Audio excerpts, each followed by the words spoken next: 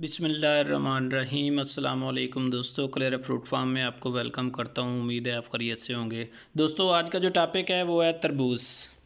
तरबूज एक बेहतरीन फ्रूट है जो कि एक बेल पे लगता है और बेल ज़मीन पे पड़ी होती है।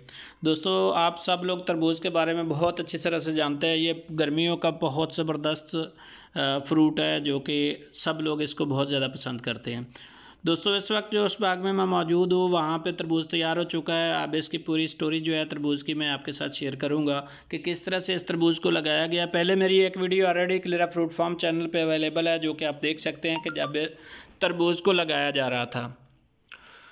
तो दोस्तों मेरी आपसे रिक्वेस्ट है, मेरे चैनल क्लेरा फ्रूट फार्म को सब्सक्राइब कर दीजिए और इसके साथ साथ जो बेल आइकन है उसको प्रेस कर दीजिए ताकि मेरी तमाम वीडियो आपको मिलती रहें। दोस्तों बात कर रहे थे हम तरबूज के बारे में। तरबूज आप जानते हैं कि एक बेहतरीन फ्रूट है जो कि एक बेल के साथ लगता है और बेल ज़मीन पर पड़ी होती है। मंडी में सबसे पहले तरबूज ले जाने के लिए ऑब्जेक्टिव यही होता है कि सबसे पहले तरबूज जो है मार्केट में कैसे पहुंच सकता है। वैसे ये गर्मियों का फ्रूट है लेकिन इसको सर्दियों में भी लगाया जाता है। उसका ऑब्जेक्टिव ये होता है कि जब भी ये मार्केट में जल्दी जाता है और उसके साथ साथ किसान को बहुत ज़्यादा फ़ायदा होता है, बहुत ज़्यादा पैसे मिलते हैं, इसका रेट अच्छा लगता है तो अल्टीमेटली उसका जो प्रॉफिट है वो बढ़ता चला जाता है। इसके लिए सबसे पहले ये है कि इसको नवंबर के अंदर काश्त किया जाता है। काश्त नवंबर में करने का ऑब्जेक्टिव भी यही है कि जब तक गर्मी स्टार्ट होती है तो उस वक्त आपकी फ़सल तैयार हो जाए और आपकी फ़सल फ़ौरन मंडी में चली जाए। तो अगेती फ़सल जब मंडी में जाती है, फ्रूट मंडी में जाता है, तो आपको प्रॉफिट, आपका रेट बहुत अच्छा लगता है। दोस्तों इसको नवंबर के अंदर लगाते हैं। नवंबर में चूँकि सर्दी चल रही होती है तो सबसे पहले इसके खेले बनाए जाते हैं। खेलों के अंदर इसको लगाया जाता है और खेलों में जो है ब्लैक शापर लगा दिया जाता है ताकि जो जड़ी बूटियाँ खेलों के अंदर पैदा हो रही होती हैं वो स्टार्ट से ही पैदा ही ना हों और उसके साथ साथ ना ही उनको सूरज की रोशनी और हवा मिलेगी, तभी वो पैदा होते ही मर जाती हैं और आपकी जो फसल है, आपका जो तरबूज की बेलें हैं वो बढ़ती चली जाती हैं। तो जल्दी मार्केट में ले जाने के ऑब्जेक्टिव के लिए इसको नवंबर में लगाया जाता है। तो छोटी टनल के अंदर इसको लगाया जाता है। टनल में लगाने के जो भी प्रोसीजर है, जो डिटेल है, ऑलरेडी मेरी वीडियो में मौजूद है, आप उसको देख सकते हैं, आप उससे रहनुमाई ले सकते हैं। तो दोस्तों ऑब्जेक्टिव ये होता है कि जब इसकी जड़ी बूटियाँ ना हों तो साथ साथ इसका जो आपका पौधा है वो अच्छी तरह से ग्रो कर सके और उसकी जितनी न्यूट्रिशन है ज़मीन की वो सारी की सारी उसको मिल सके। दोस्तों इसके बाद जब भी मार्च फरवरी का एंड होता है या मार्च शुरू होता है तो खेलों में ये काफ़ी 2-2, 3-3, 4-4 फुट की हो चुकी होती है, जैसा कि ये आपके सामने मौजूद है। तो फरवरी के एंड और मार्च के शुरू में जैसे ही थोड़ा सा मौसम बेहतर होता है, सर्दी ख़त्म होती है, तो टनल ख़त्म कर दी जाती है, टनल उतार ली जाती है और इसके साथ साथ इसकी मेहनत जो है वो इसके गोडी, इसकी खाद, इसका जो पानी है वो सारी मेहनत जारी रहती है। दोस्तों तरबूज की बेलों को बाहर निकालने के बाद खाद और गोडी जारी रखी जाती है। मार्च का पूरा महीना इस पर मेहनत की जाती है। मार्च में ही इस पर फूल आना शुरू हो जाते हैं और अप्रैल के एंड तक फसल तैयार हो जाती है। दोस्तों अप्रैल के एंड पे रमज़ान भी स्टार्ट हो चुका है और आप दोस्तों हैं कि इस वक्त तरबूज की फसल तैयार है, मार्केट में फ़्रूट आ चुका है। जो इस वक्त मार्केट में मंडी में फ़्रूट आ चुका है, जो तरबूज अवेलेबल है उसका रेट बहुत अच्छा लग रहा है, किसान को उसकी मेहनत का फल मिल रहा है और उसका पूरा पूरा उसका बेनिफिट मिल रहा है। तो दोस्तों इस वक्त अप्रैल का महीना ख़त्म हो चुका है, अब मई स्टार्ट हो चुका है। तो अप्रैल एंड में जिस मार्केट में आना स्टार्ट हुआ है तरबूज, और इस वक्त मई के महीने में आप जानते हैं कि इस वक्त बिल्कुल फसल तैयार है और तैयार फसल का यही ऑब्जेक्टिव है कि आपको बेहतर से बेहतर इसके न्यूट्रिशन मिल सके, बेहतर बेनिफिट्स मिल सके। मेरी हमेशा छोटे ज़िम्मेदारों के लिए ये बात चलती रहती है कि कम से कम 3 से 5 एकड़ आप जो है फ्रूट फार्म भी लगाते हैं तो 5 एकड़ लगाएं और उसका बेनिफिट ये होता है कि अच्छा ठेकेदार आपको मिलता है, आपको जब प्रॉफिट आ रहा होता है तो वो बहुत अच्छा मिलता है और आपकी जो मेहनत है उसका रिवार्ड आपको मिलता है। तो मैं पहले भी बात कर चुका हूँ कि खेले पे लगाने का ऑब्जेक्टिव भी यही है कि इसके जो जड़ी बूटियाँ हैं वो कम से कम हों, वो दरमियान में ही पैदा होते ही मर जाएँ और इसके साथ साथ आपको जो है बेहतर तरीके से आपकी फसल मिले। ये देखें दोस्तों, मैंने ऑलरेडी आपसे बात की कि खेलों के अंदर जब इसको लगाया जाता है तो इसके ऊपर काला शापर लगा दिया जाता है। काला शापर लगाने का मकसद ये होता है कि आपके जो तरबूज है उसको अच्छा न्यूट्रिशन मिल सके, आपकी जो खाद है उसके बेनिफिट उसको मिल सके।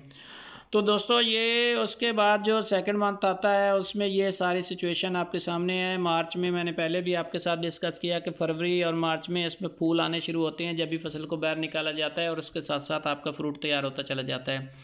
दोस्तों ये मैंने आपके साथ शेयर किया कि मार्च के महीने में स्टार्ट से ही इस पे जब फूल आते हैं तो उस वक्त इसको स्प्रे करना पड़ता है ताकि इसकी जो न्यूट्रिशन वैल्यू है वो उसके साथ साथ जो इसको कोई बीमारी ना पड़े और इसके साथ इसका प्रॉपर तरीके से जो ग्रोथ है वो जारी रहे।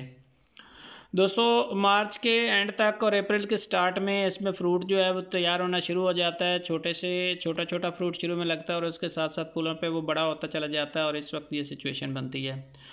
दोस्तों ये करंट सिचुएशन है, ये मार्च के महीने में जब फसल तैयार है तो मैं फार्म के अंदर मौजूद हूँ। कलेरा फ्रूट फार्म के जो वाटरमेलन का खेत है, जो तरबूज का खेत है, मैं उसमें मौजूद हूँ। आप पीछे देख रहे होंगे कि बाग भी शो हो रहा है और इसके साथ साथ आगे जो है वाटरमेलन के खेतों के साथ ही मेरा फ्रूट फार्म भी स्टार्ट हो जाता है।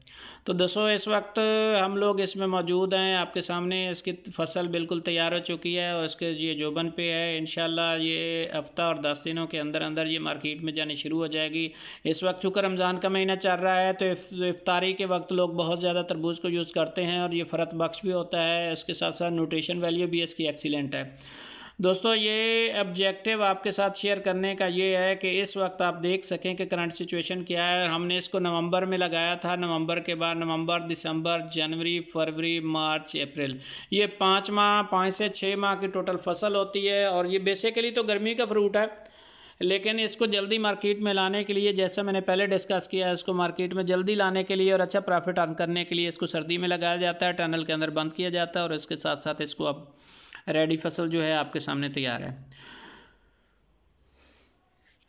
तो दोस्तों इस वक्त फ्रूट फार्म के साथ साथ जो तरबूज का फार्म है मैं उसके अंदर मौजूद हूँ और आप देख सकते हैं कि इस वक्त जो तरबूज है वो नज़र आ रहा है आपको। बहुत सारी जो बेलें हैं, बहुत सारे जो पौधे हैं उनके ऊपर तरबूज लग चुका है और तरबूज तकरीबन तैयार होने वाला है। इस वक्त जो तरबूज है उसका वज़न जो है वो 15 से 20 किलो है। अच्छा बीज इस्तेमाल किया गया था और इसके साथ साथ 2 वैराइटीज़ स्पेशली इस्तेमाल हुई हैं, तो इसमें दोनों किस्म का जो आपका तरबूज है वो तैयार है।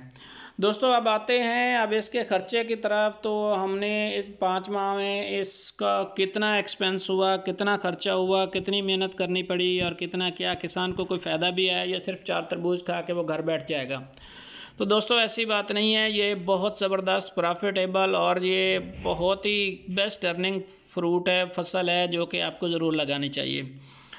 दोस्तों हमारा जो फ़ी एकड़ ख़र्चा टोटल नवंबर से लेकर, जिसमें आपकी टनल, आपके शापर, आपकी खाद, आपकी लगवाई, आपकी लेबर, आपकी गोडी, ये सारे मिला के 80,000 रुपये फ़ी एकड़ के हिसाब से हमारा इस पर एक्सपेंस हुआ है।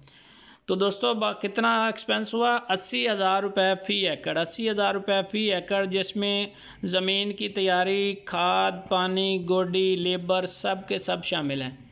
तो दोस्तों इस वक्त फ्रूट तैयार है, आपके सामने है और इस वक्त जो हमें ठेके के लिए लोगों ने ऑफ़र लगाई है तो वो 5.5 लाख रुपये फ़ी एकड़ के हिसाब से हमें जनाब ऑफ़र लगा चुकी हैं। तो हमने इसको रिजेक्ट किया। इंशाल्लाह नेक्स्ट वीक में, बल्कि अगले 4-5 दिनों में हमारा ये फ्रूट मंडी जाना शुरू हो जाएगा और हम खुद इसको मंडी लेके जाएंगे और इसको बेचेंगे और ये एक्सपीरियंस भी करेंगे कि कैसे जनाब आप अपने फ्रूट को मंडी में ले जाके कैसे इसको सेल कर सकते हैं। दोस्तों बात हो रही थी आपसे कि हम किस तरह तरबूज से मैक्सिमम प्रॉफिट ले सकते हैं। तो आप स्टार्ट में मैंने आपसे बात की कि टोटल जो फ़ी एकड़ हमारा एक्सपेंस आया है, इस पर 80,000 रुपये फ़ी एकड़ के हिसाब से एक्सपेंस आया है। तो आपसे मेरे ख्याल में काफ़ी डिटेल में बात हो चुकी है, जिसमें मैंने आपको बताया ज़मीन की तैयारी, इसमें टोटल जो ज़मीन की तैयारी के एक्सपेंस हुए, उसके साथ साथ पानी, खाद, गोडी, लेबर, ये 1 to all मिला के जो है टोटल एक्सपेंस मैंने आपके साथ शेयर कर लिए। देखो इस वक्त जो है फ्रूट वो मैंने पहले भी डिस्कस किया कि 15 से 20 किलो के लगभग पहुंच चुका है। काफ़ी छोटे बड़े फ्रूट्स इसका जो है तरबूज अवेलेबल हैं और आप जानते हैं कि तरबूज जो है ये इस वक्त सीज़न स्टार्ट हो चुका है, रमज़ान का महीना है और ये मंडी में जाएगा और आपको बेहतरीन प्रॉफिट प्रोवाइड करता है।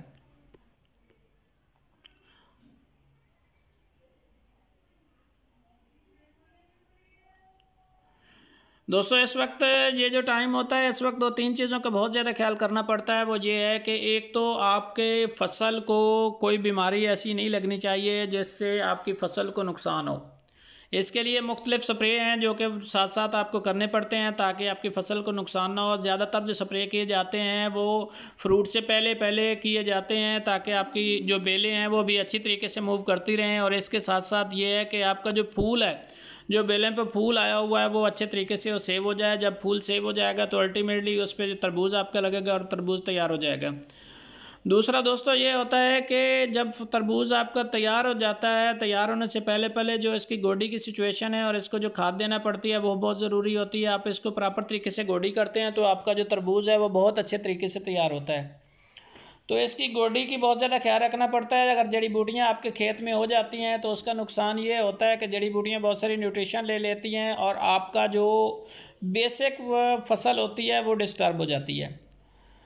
तो दोस्तों इसकी जड़ी बूटियों की भी प्रॉपर तलफी करना पड़ती है। और सबसे आसान बात यह है कि तो आपके तमाम पौधे जो हैं वो खेलों पे लगे होते हैं और जो दूसरी जगह है वो खाली पड़ी होती है। वहाँ पे आप अगर अच्छे तरीके से चाहें तो रोटावेटर से अच्छे तरीके से आपके वहाँ का जगह को साफ भी कर सकते हैं। और आपकी जो बेलें हैं उनको उठा के दोनों तरफ जो दो खेलों के दरमियान में फैला दिया जाता है ताकि उनको जगह मिल जाए और अच्छे तरीके से वो मूव कर सकती हैं। जैसे जैसे वो खेलों के दरमियान मूव करेंगी तो उनकी जो ग्रोथ है वो दिन ब दिन बढ़ती चली जाती है और आपकी जो मेहनत है वो रंग लाती है। तो दोस्तों तीसरी बात ये है, जो आजकल सिचुएशन है उसमें दो चीज़ों का बहुत ज़्यादा ख्याल रखना पड़ता है। जब आपका तरबूज तैयार होता है तो उस वक्त दो चीज़ों का बहुत ज़्यादा ख्याल रखना पड़ता है कि एक तो उसको लोग नुकसान पहुँचाते हैं और इसके साथ साथ जो गीदड़ है वो बहुत ज़्यादा जंगली जानवर, जिसमें गीदड़ बहुत ज़्यादा आपकी फसल को ख़राब करता है। तो दोस्तों बहुत सारे जगहों पे गांव के अंदर ट्रेंड होता है कि कुत्ते रखे जाते हैं और कुछ लोग खुद भी यहाँ के सर्च लाइटें और ये लाइटें जला के उसकी केयर करते हैं। तो दोस्तों जब आपकी फसल तैयार है तो आप जानते हैं कि उस वक्त गीदड़ से बचाने के लिए भी आपको रात को पहरा देना पड़ता है और पहरे के साथ साथ आपको वहाँ पे कुत्ते वगैरह या इस चीज़ से जब इंसान बैठ के या बंदे लगा के आपको लेबर लगा के आपको खेत की उसकी केयर करना पड़ती है। दोस्तों एक चीज़ और आपके साथ शेयर करता चलूँ कि जब भी कोई भी फसल होती है तो उसके 3-4 मराहल होते हैं। सबसे पहले जब आप काश्त करते हैं तो उस वक्त की अपनी ज़रूरियात होती हैं। जब फसल ज़मीन से बाहर आती है, उगनी शुरू हो जाती है, तो उसकी अपनी ज़रूरियात होती हैं। जब मिडल फेज़ में होती है, जब वो फूल वगैरह आ रहे होते हैं तो उसकी अपनी ज़रूरियात होती हैं। और जिस वक्त फसल तैयार हो जाती है तो उसकी अपनी ज़रूरियात होती हैं। अगर आप फसल की तैयारी पे उसकी ज़रूरियात के मुताबिक उसकी निगहदाश्त नहीं कर पाते, उसकी केयर नहीं करते, उसको अच्छे तरीके से मंडी नहीं ले जाते, उसको अच्छे तरीके से उसकी बर्दाश्त से उसकी हार्वेस्टिंग नहीं करते, तो आपका सारा प्रॉफिट ज़ाय हो जाता है और आप परेशान होते हैं कि मैंने इतना ज़्यादा खर्चा भी कर दिया, आप लोगों ने मशवरा भी दिया था, लेकिन सारी बातें फ़जूल हैं और मुझे इसका प्रॉफिट नहीं हो सका। तो उसमें बहुत सारे हमारे किसान भाई यही गलती करते हैं, कहते हैं अच्छा अब तो फसल तैयार हो गई, अब किसी बात की ज़रूरत नहीं है, या जितने भी जानवर वगैरह इसको ख़राब कर रहे हैं तो क्या फ़र्क पड़ता है, इतनी ज़्यादा हमारी फसल है तो उसमें क्या फ़र्क पड़ेगा। दोस्तों ऐसी बात नहीं होती। जब आप अपनी फसल की केयर करते हैं, जब उसका ख्याल रखते हैं तो अच्छी तरीके से उसकी केयर करते हैं तो और अच्छे तरीके से आप उसकी पैकिंग करते हैं, अच्छे तरीके से आप उसको प्रॉपर वे में आप उसको मंडी में ले जाते हैं और वहाँ सेल करते हुए मंडी के अंदर आप उसको प्रॉपर तरीके से सेल करते हैं, अच्छी मंडी में ले जाते हैं, मुख्तलिफ मंडियों से रेट लेते हैं और उस मंडी में लेके जाते हैं जहाँ आपको मैक्सिमम रेट मिलता है और आपकी ट्रांसपोर्टेशन कास्ट कम होती है। तो और जब आप अच्छे डीलर के पास जाते हैं, अच्छे आड़ती के पास जाते हैं तो आपको प्रॉपर तरीके से इसकी रिवार्ड मिलता है और आपको फसल के जब पूरे पैसे मिलते हैं तो उसका बेनिफिट ये होता है कि आपकी मैशियत जो है वो स्ट्रांग होती चली जाती है, आपकी इकानमी बढ़ती है। अब जब आपकी मैशियत स्ट्रांग होती है तो अल्टीमेटली आपके मुल्क की मैशियत स्ट्रांग होती है और पाकिस्तान की मैशियत स्ट्रांग होती है। और बेसिक चीज़ ये होती है कि आपने जो एक्सपेंस किया था, आपने जो खर्च किया था, आपने जो स्टार्ट में इतनी मेहनत की, उसका प्रॉपर आपको रिवार्ड मिलता है। जब प्रॉपर रिवार्ड मिलता है तो उसका बेनिफिट ये होता है कि आपका दिल करता है कि आप उसको नेक्स्ट और अच्छे तरीके से करते हैं और इस बैठ के सोचते हैं कि आपके पहले क्या क्या गलतियां हुई जो आपने आप वो गलतियां नहीं करनी है और उसको प्रॉपर तरीके से मार्केट के अंदर लेके जाना है और एंजॉय करना है। तो दोस्तों मेरी आपसे बात हो रही थी कि हमारा जो टोटल एक्सपेंस था वो 80,000 रुपये था और अब जो हमें ऑफ़र आई है फ़ी एकड़ के हिसाब से वो 5,50,000 रुपये फ़ी एकड़ के हिसाब से हमारा ऑफ़र आई है कि इधर ही खेत के अंदर ही हम अपने इसको उठा लेंगे और आपको टोटल इसके कैश दे देंगे। तो दोस्तों हमने ये ऑफ़र तो रिजेक्ट कर दी, हमने कहा नहीं हम इसको खुद ही मंडी में भेजेंगे और सारा सिलसिला खुद ही चलाएँगे। तो दोस्तों इसमें ये है कि टोटल ये 5 से 6 माह की फ़सल है और आपका प्रॉफिट ही प्रॉफिट है। दोस्तों अगली वीडियो में इंशाल्लाह ये फ़सल हमारी तैयार हो चुकी है, इसकी हार्वेस्टिंग स्टार्ट होने वाली है। अगली वीडियो में हम इंशाल्लाह आपको बताएंगे कि तरबूज़ को खेत से तोड़कर मंडी में कैसे लेके जाते हैं, मंडी की पूरी डिटेल आपको बताएंगे और मंडी के अंदर क्या खेल चल रहा होता है, क्या सिलसिला चलता है, मंडी के अंदर कैसे तरबूज़ को सेल किया जाता है, वहाँ क्या बेस्ट वे है जिससे आप तरबूज़ सेल करें तो आपको ज़्यादा से ज़्यादा प्रॉफिट मिल सकता है। तो दोस्तों उम्मीद है मेरी आज की वीडियो आपको पसंद आई होगी और मेरी आपसे यही जो है रिक्वेस्ट है कि आप इन गाइडलाइंस को देखते हुए अगले साल प्लान कीजिए कि तरबूज आप कितने एकड़ में लगा रहे हैं। आप रिवायती फसल में घुसेंगे तो आपको कभी भी वो प्रॉफिट नहीं मिल सकता जो कि तरबूज आपको दे रहा है। जब भी मैंने पहले फ्रूट फार्मिंग की बात की, फ्रूट फार्मिंग के हिसाब से मैं 2.5 लाख रुपए फ़ी एकड़ के हिसाब से पर ईयर अर्न कर रहा हूं। तो आप जानते हैं कि जब रिवायती फसलें होती हैं तो आप बड़ी मुश्किल से मैक्सिमम 40 से 50 हज़ार रुपया जो है अर्न करते हैं और आपको वो प्रॉपर प्रॉफिट नहीं मिलता जो कि आपको रिक्वायर्ड होता है। जब प्रॉपर प्रॉफिट नहीं मिलता तो आपको आपकी लैंड, आपकी ज़मीन, आपकी ज़रूरी रकबा आपको ऐसे लगता है कि जैसे इससे बेहतर है मैं ठेके पे दे दूँ। तो आप जानते हैं कि 40 से 50 हज़ार रुपये, 30 से 60 हज़ार रुपये तक काम रूटीन में ठेका चल रहा है और ठेका जो है आप इसलिए दे देते हैं कि आप कहते हैं कि मेरी अर्निंग कम हो रही है, मुझे वो प्रॉफिट नहीं मिल रहा, तो बेहतर है मैं ठेके पे दे दूँ। तो दोस्तों thank you very much for watching my video. इसके साथ साथ मेरी आपसे यही है कि अपना बहुत सारा ख्याल रखिएगा और अगली वीडियो के इंतज़ार कीजिएगा जिसमें मैं आपको बताऊंगा कि इसको मंडी में कैसे लेके जाना है। अल्लाह का लाख लाख शुक्र है कि इस वक्त 15 से 20 kg के हिसाब से ऑन एवरेज मेरा फ्रूट जो है वो तैयार हो चुका है। कलेरा फ्रूट फार्म में की तरफ से आपको अल्लाह हाफिज़।